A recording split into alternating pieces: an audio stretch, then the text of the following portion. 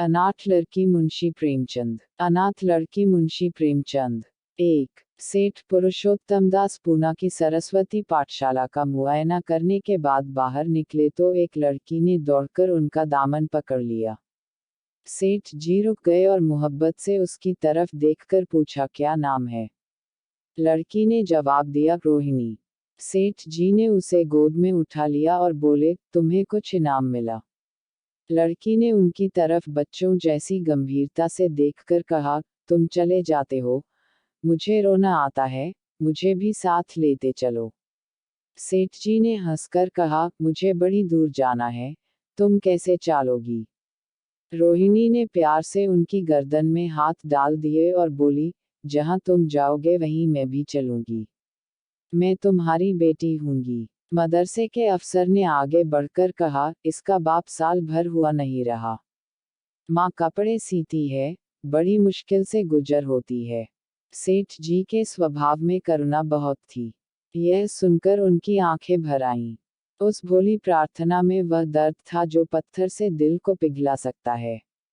बेकसी और यतीमी को इससे ज्यादा दर्दनाक ढंग से जाहिर करना नामुमकिन था। उन्होंने सोचा, इस नन्हे से दिल में न जाने क्या अरमान होंगे। और लड़कियां अपने खिलौने दिखाकर कहती होंगी, यह मेरे बाप ने दिया है। वह अपने बाप के साथ मदरसे आती होंगी, उसके साथ मेलों में जाती होंगी और उनकी दिलचस्पियों का जिक्र करती होंगी। यह सब बातें सुन सुनकर इस भोली लड़की को भी ख्वाहिश होती होगी कि मेरे बाप होता।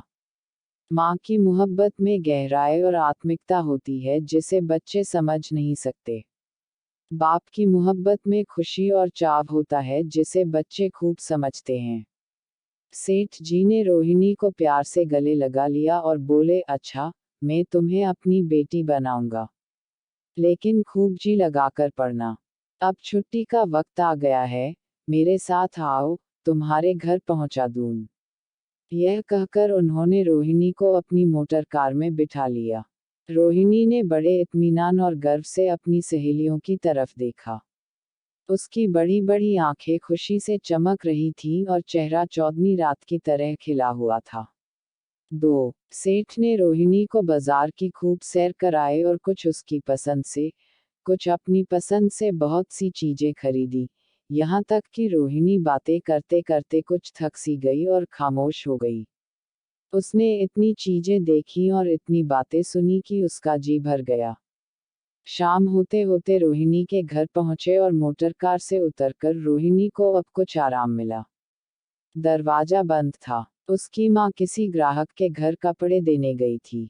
रोहिणी ने अपने तोहफों को उल्टना पलटना शुरू किया। खूबसूरत रबड़ के खिलौने, चीनी की गुड़िया जरा दबाने से चूं चूं करने लगती और रोहिणी यह प्यारा संगीत सुनकर फूली न समाती थी।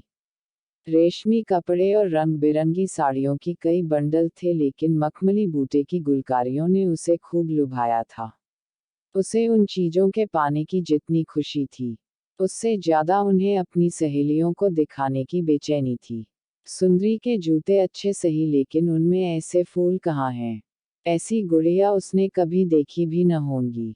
इन ख्यालों से उसके दिल में उमंग भर आई और वह अपनी मोहिनी आवाज में एक गीत गाने लगी। सेठ जी दरवाजे पर खड़े इन पवित्र दृश्य का हार्दिक आनंद उठा रहे थे।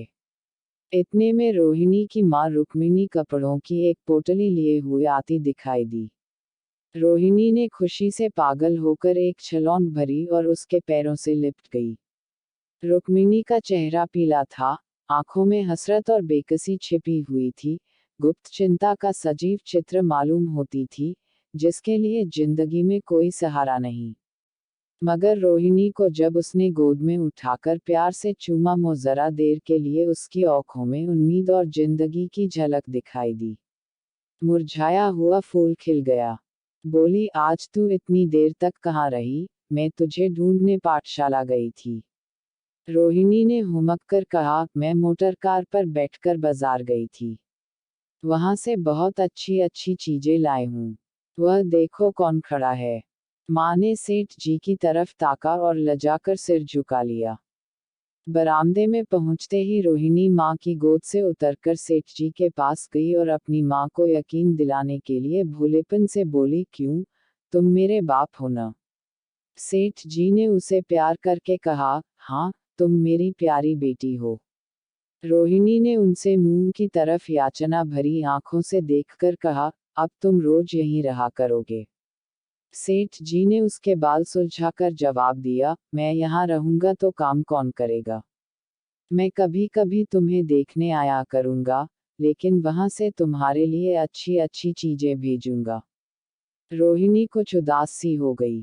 इतने में उसकी माँ ने मकान का दरवाजा खोला और बड़ी फुर्ती से मैले बिछावन और फटे हुए कपड़े समेटकर कोने में डाल दिए कि कहीं सेठ जी की निगाह उन पर न पड़ जाए।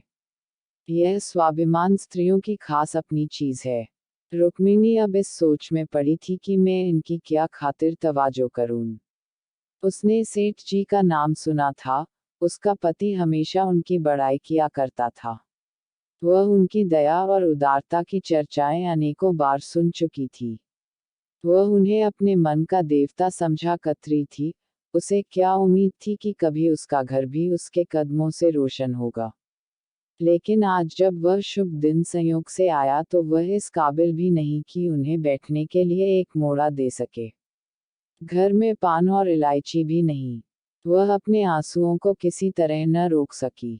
आखिर जब अंधेरा हो गया और पास के ठाकुर द्वारे से घंटों और नगाड़ों की आवाजें आने लगी तो उन्होंने जरा ऊंची आवाज में कहा, बाई जी, अब मैं जाता हूँ।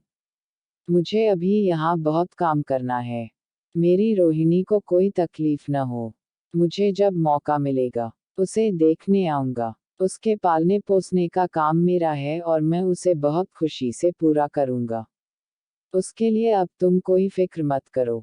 मैंने उसका वजीफा बहुत दिया है और यह उसकी पहली किस्त है। यह कहकर उन्होंने अपना खूबसूरत बटुआ निकाला और रुक्मिणी के सामने रख दिया। गरीब औरत की आंखें में आंसू जारी थे। उसका जी बरबस चाहता था कि उसके पैरों को पकड़कर खूब रोए। आज बहुत दिनों के बाद एक सच्चे हमदर्द की आवाज उसके मन में आई थी। जब सेठ जी चले तो उसने दोनों हाथों से प्रणाम किया। उसके हृदय की गहराइयों से प्रार्थना निकली, आपने एक बेबस पर दया की है, ईश्वर आपको इसका बदला दे। दूसरे दिन रोहिणी पाठशाला गई तो उसकी बौकी सज धज आंखों में खुबी जाती थी। उस्तानियों ने उसे बारी बारी प्यार किया और उसकी सहेलियां उसकी एक एक चीज को आश्चर्य से देखती और ललचाती थी। अच्छे कपड़ों से कुछ स्वाभिमान का अनुभव होता है। आज रोहिणी वह गरीब लड़की न रही जो दूसरों की तरफ विवश नेत्रों से देखा करती थी। आज उसकी एक एक क्रिया से शैशवोचित गर्व और चंचलता टपकती थी और उसकी जबान एक दम के लिए भी न रुकती थी। कभी मोटर की तेजी का जिक्र था, कभी बाजार की दिलचस्पियों का बयान, कभी अपनी गुड़ियों के कुशल मंगल की चर्चा थी और कभी अपने बाप की मोहब्बत की दास्तान। दिल था कि उमंगों से भरा हुआ था। एक महीने बाद सेठ पुरुषोत्तम दास ने रोहिणी के लिए फिर तोहफे और रुपये रवाना किए। बेचारी विधवा को उनकी कृपा से जीविका की चिंता से छुट्टी मिली। वह भी रोहिणी के साथ पाठशाला आती और दोनों माँ बेटियां एक ही दर्जे के साथ साथ पढ़ती। लेकिन रोहिणी का नंबर हमेशा माँ से अव्वल रहा। सेठ जी जब पूना की तरफ से निकलते तो रोहिणी को देखने जरूर आते और उनका आगमन उसकी प्रसन्नता और मनोरंजन के लिए महीनों का सामान इकट्ठा कर देता। इसी तरह कई साल गुजर गए और रोहिणी ने जवानी के सुहाने हरे भरे मैदान में पैर रखा, जबकि बचपन की भोली भाली अदाओं में एक खास मतलब और इरादों का दखल हो जाता है। रोहिणी अब आंतरिक और बाह्य सौंदर्य में अपनी पाठशाला की नाक थी। हाव भाव में आकर्षक गंभीरता, बातों में गीत का सा खिंचाव और गीत का सा आत्मिक रस था। कपड़ों में रंगीन सादगी, आंखों में लाज संकोच, विचारों में पवित्रता। जवानी थी मगर घमंड और बनावट और चंचलता से मुक्त। उसमें एक एकाग्रता थी ऊंचे इरादों से पैदा होती है। स्त्रियोचित उत्कर्ष की मंजिलें वह धीरे धीरे तय करती चली जाती थी। 3. सेठ जी के बड़े बेटे नरोत्तम दास कई साल तक अमेरिका और जर्मनी की यूनिवर्सिटियों की खाक छानने के बाद इंजीनियरिंग विभाग में कमाल हासिल करके वापस आए थे। अमेरिका के सबसे प्रतिष्ठित कॉलेज में उन्होंने सम्मान का पद प्राप्त किया था। अमेरिका के अखबार एक हिंदुस्तानी नौजवान की इस शानदार कामयाबी पर चकित थे। उन्हीं का स्वागत करने के लिए बंबई में एक बड़ा जलसा किया गया था। इस उत्सव में शरीक होने के लिए लोग दूर दूर से आए थे। सरस्वती पाठशाला को भी निमंत्रण मिला और रोहिणी को सेठानी जी ने विशेष रूप से आमंत्रित किया। पाठशाला में हफ्तों तैयारियां हुई। रोहिणी को एक दम के लिए भी चैन न था। यह पहला मौका था कि उसने अपने लिए बहुत अच्छे अच्छे कपड़े बनवाए। रंगों के चुनाव में वह मिठास थी, काट छांट में वह फबन जिससे उसकी सुंदरता चमक उठी। सेठानी कौशल्या देवी उसे लेने के लिए रेलवे स्टेशन पर मौजूद थी। रोहिणी गाड़ी से उतरते ही उनके पैरों की तरफ झुकी, लेकिन उन्होंने उसे छाती से लगा लिया और इस तरह प्यार किया कि जैसे वह उनकी बेटी है। वह उसे बार बार देखती थी और आंखों से गर्व और प्रेम टपक पड़ता था। इस जलसे के लिए ठीक समुद्र के किनारे एक हरे भरे सुहाने मैदान में एक लंबा चौड़ा शामियाना लगाया गया था। एक तरफ आदमियों का समुद्र उमड़ा हुआ था, दूसरी तरफ समुद्र की लहरें उमड़ रही थी, गोया वह भी इस खुशी में शरीक थी। जब उपस्थित लोगों ने रोहिणी बाई के आने की खबर सुनी तो हजारों आदमी उसे देखने के लिए खड़े हो गए। यही तो वह लड़की है जिसने अब की शास्त्री की परीक्षा पास की है। जरा उसके दर्शन करने चाहिए।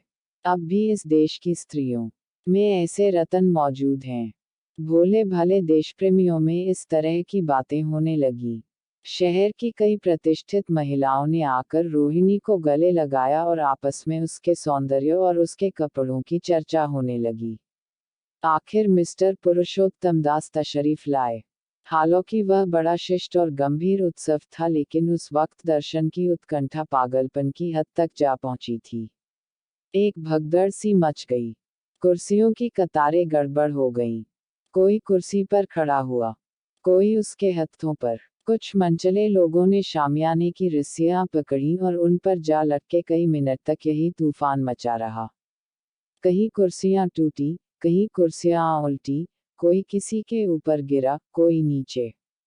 ज्यादा तेज लोगों में धौल धप्पा होने लगा।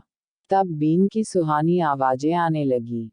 रोहिणी ने अपनी मंडली के साथ देशप्रेम में डूबा हुआ गीत शुरू किया। सारे उपस्थित लोग बिल्कुल शांत थे और उस समय वह सुरीला राग, उसकी कोमलता और स्वच्छता, उसकी प्रभावशाली मधुरता, उसकी उत्साह भरी वाणी दिलों पर वह नशा सा पैदा कर रही थी जिससे प्रेम की लहरें उठती हैं, जो दिल से बुराइयों को मिटाता है और उससे जिंदगी की हमेशा याद रहने वाली यादगारें पैदा हो जाती हैं। गीत बंद होने पर तारीफ की एक आवाज न आई। वही ताने कानों में अब तक गूंज रही थी। गाने के बाद विभिन्न संस्थाओं की तरफ से अभिनंदन पेश हुए और तब नरोत्तम दास लोगों को धन्यवाद देने के लिए खड़े हुए। लेकिन उनके भाषण से लोगों को थोड़ी निराशा हुई। यूं दोस्तों की मंडली में उनकी वक्तृता के आवेग और प्रवाह की कोई सीमा न थी, लेकिन सार्वजनिक सभा के सामने खड़े होते ही शब्द और विचार दोनों ही उनसे बेवफाई कर जाते थे। उन्होंने बड़ी बड़ी मुश्किल से धन्यवाद के कुछ शब्द कहे और तब अपनी योग्यता की लज्जित स्वीकृति के साथ अपनी जगह पर आ बैठे। कितने ही लोग उनकी योग्यता पर ज्ञानियों की तरह सिर हिलाने लगे। अब जलसा खत्म होने का वक्त आया। वह रेशमी हार जो सरस्वती पाठशाला की ओर से भेजा गया था, मेज पर रखा हुआ था। उसे हीरो के गले में कौन डाले? प्रेसिडेंट ने महिलाओं की पंक्ति की ओर नजर दौड़ाई। चुनने वाली आंख रोहिणी पर पड़ी और ठहर गई। उसकी छाती धड़कने लगी। लेकिन उत्सव के सभापति के आदेश का पालन आवश्यक था। वह सर झुकाए हुए मेज के पास आई और कौपते हाथों से हार को उठा लिया। एक क्षण के लिए दोनों की आंखें मिली और रोहिणी ने नरोत्तम दास के गले में हार डाल दिया। दूसरे दिन सरस्वती पाठशाला के मेहमान विदा हुए, लेकिन कौशल्या देवी ने रोहिणी को न जाने दिया। बोली, अभी तुम्हें देखने से जी नहीं भरा, तुम्हें यहाँ एक हफ्ता रहना होगा। आखिर मैं भी तो तुम्हारी माँ हूँ। एक माँ से इतना प्यार और दूसरी माँ से इतना अलगाव। रोहिणी कुछ जवाब न दे सकी। यह सारा हफ्ता कौशल्या देवी ने उसकी विदाई की तैयारियों में खर्च किया। 7वें दिन उसे विदा करने के लिए स्टेशन तक आईं। चलते वक्त उससे गले मिली और बहुत कोशिश करने पर भी आंसुओं को न रोक सकी। नरोत्तम दास भी आए थे। उनका चेहरा उदास था। कौशल्या ने उनकी तरफ सहानुभूतिपूर्ण आंखों से देखकर कहा, मुझे यह तो ख्याल ही न रहा, रोहिणी क्या यहाँ से पूना तक अकेली जाएगी? क्या हर्ज है? तुम ही चले जाओ, शाम की गाड़ी से लौट आना। नरोत्तम दास के चेहरे पर खुशी की लहर दौड़ गई, जो इन शब्दों में न छिप सकी। अच्छा, मैं ही चला जाऊंगा। वह इस फिक्र में थे कि देखे विदाई की बातचीत का मौका भी मिलता है या नहीं। अब वह खूब जी भरकर अपना दर्दे दिल सुनाएंगे और मुमकिन हुआ तो उस लाज संकोच को, जो उदासीनता के पर्दे में छिपी हुई है, मिटा देंगे। 4. रुक्मिणी को अब रोहिणी की शादी की फिक्र पैदा हुई। पड़ोस की औरतों में इसकी चर्चा होने लगी थी। लड़की इतनी सयानी हो गई है, अब क्या बुढ़ापे में ब्याह होगा? कई जगह से बात आई, उनमें कुछ बड़े प्रतिष्ठित घराने थे। लेकिन जब रुक्मिणी उन पैमानों को सेठ जी के पास भेजती तो वे यही जवाब देते कि मैं खुद फिक्र में हूँ। रुक्मिणी को उनकी यह टाल मटोल बुरी मालूम होती थी। रोहिणी को बंबई से लौटे महीना भर हो चुका था। एक दिन वह पाठशाला से लौटी तो उसे अम्मा की चारपाई पर एक खत पड़ा हुआ मिला। रोहिणी पढ़ने लगी। लिखा था, बहन, जब से मैंने तुम्हारी लड़की को बंबई में देखा है, मैं उस पर रीझ गई हूँ। अब उसके बगैर मुझे चैन नहीं है। क्या मेरा ऐसा भाग्य होगा कि वह मेरी बहू बन सके? मैं गरीब हूँ लेकिन मैंने सेठ जी को राजी कर लिया है। तुम भी मेरी यह विनती कबूल करो। मैं तुम्हारी लड़की को चाहे फूलों की सेज पर न सुला सकूं, लेकिन इस घर का एक एक आदमी उसे आंखों की पुतली बनाकर रखेगा।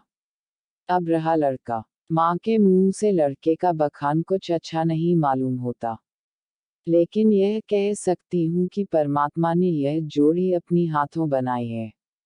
सूरत में, स्वभाव में, विद्या में, हर दृष्टि से वह रोहिणी के योग्य है। तुम जैसे चाहे अपना इत्मीनान कर सकती हो। जवाब जल्द देना और ज्यादा क्या लिखूं। नीचे थोड़े से शब्दों में सेठ जी ने उस पैगाम की सिफारिश की थी। रोहिणी गालों पर हाथ रखकर सोचने लगी। नरोत्तम दास की तस्वीर उसकी आंखों के सामने आ खड़ी हुई।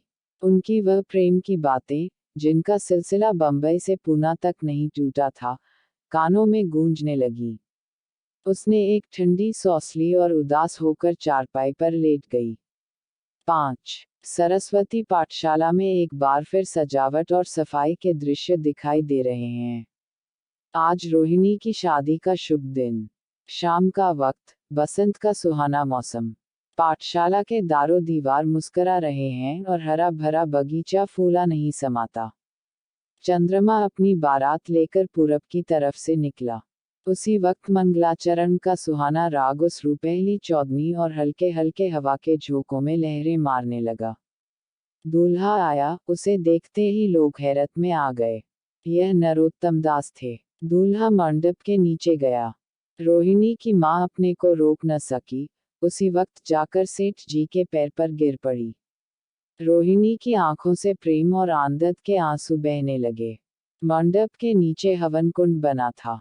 हवन शुरू हुआ, खुशबू की लपेटें हवा में उठी और सारा मैदान महक गया। लोगों के दिलो दिमाग में ताजगी की उमंग पैदा हुई। फिर संस्कार की बारी आई। दूल्हा और दुल्हन ने आपस में हमदर्दी, जिम्मेदारी और वफादारी के पवित्र शब्द अपनी जबानों से कहे। विवाह की वह मुबारक जंजीर गले में पड़ी जिसमें वजन है, सख्ती है, पाबंदियां हैं, लेकिन वजन के साथ सुख और पाबंदियों के साथ विश्वास है। दोनों दिलों में उस वक्त एक नई, बलवान, आत्मिक शक्ति की अनुभूति हो रही थी। जब शादी की रस्में खत्म हो गईं तो नाच गाने की मजलिस का दौर आया। मोहक गीत गूंजने लगे। सेठ जी थककर चूर हो गए थे। जरा दम लेने के लिए बागीचे में जाकर एक बेंच पर बैठ गए। ठंडी ठंडी हवा आ रही थी। एक नशा सा पैदा करने वाली शांति चारों तरफ छाई हुई थी। उसी वक्त रोहिणी उनके पास आई और उनके पैरों से लिपट गई। सेठ जी ने उसे उठाकर गले से लगा लिया और हंसकर बोले, क्यों, अब तो तुम मेरी अपनी बेटी हो गई। जमाना, जून 1914।